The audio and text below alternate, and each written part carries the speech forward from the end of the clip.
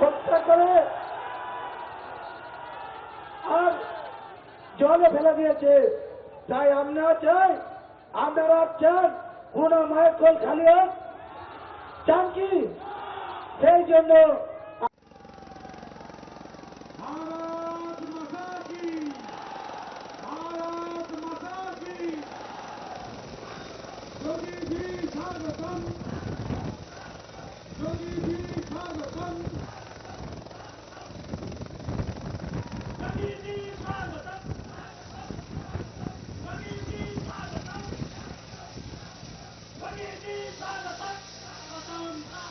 प्रणाम करने के लिए योगी जी स्वागतम,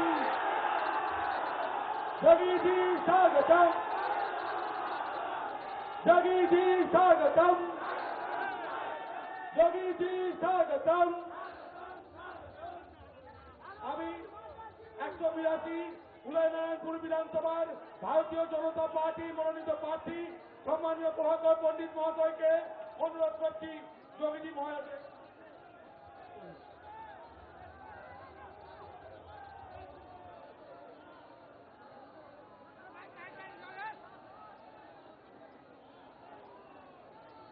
যোগী জি জিন্দাবাদ, যোগী জি জিন্দাবাদ, যোগী জি জিন্দাবাদ, যোগী জি জিন্দাবাদ,